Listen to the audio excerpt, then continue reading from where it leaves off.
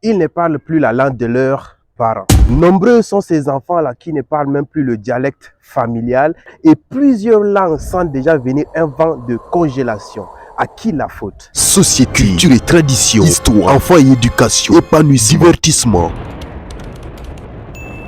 Toute forme de vie en société est taxée sur ce système et pourtant peu de gens s'intéressent au fait que plusieurs dialectes souffrent d'un réel étouffement de nos jours.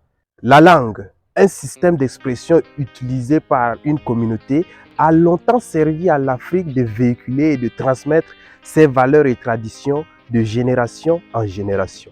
Le Nigeria, le Cameroun et le Tchad font partie de ces pays qui renferment le plus de dialectes parmi les 1500 à 3000 qu'on estime en Afrique. Et pourtant, la plupart de ces dialectes voient leur zone d'expression se restreindre au profit des langues étrangères et de certaines langues locales populaires.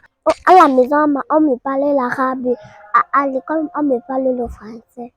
On me parle en français là déjà, à l'école, on me parle en anglais. Je parle à l'école, je parle au français, je parle les deux, le français et le patois. Notons que ce n'est pas du tout nouveau qu'une langue disparaisse. Ce n'est pas nouveau qu'une tradition se noie dans le passé et meurt. C'est généralement après ce drame qu'on essaie de la ressusciter. Il est donc en réalité important de souligner certains aspects qui impactent radicalement sur le fait de comprendre et de parler correctement sa langue maternelle, parmi lesquels on note généralement l'école. Presque tous les enfants de nos jours partent à l'école afin d'acquérir des connaissances et de mieux s'intégrer dans la société nouvelle que le monde veut s'adopter. Certains parents, voulant que leur progéniture prenne de l'avance en priorisant l'école, utilisent la même langue de l'école à la maison, obligeant ainsi l'enfant à n'avoir aucun accès à sa langue maternelle. Pas pour apprendre la langue, je visite et je reviens. Mais ils parlent souvent en français. Parce que si je pars au village, je vais devoir parler avec les accents, la langue maternelle. L'école, les parents, la communauté, la télévision et les médias d'une manière générale.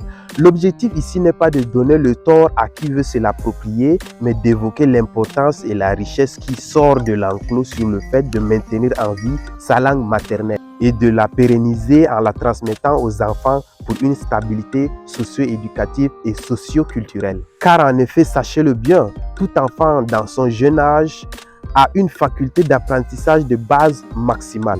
Ouvert à plusieurs langues, il peut donc en apprendre autant qu'il peut. L'une des notions qui serait le plus plausible ici serait de transmettre à l'enfant la langue familiale à la maison. Mais sans pression car, dit-on, chacun a sa façon de concevoir le monde.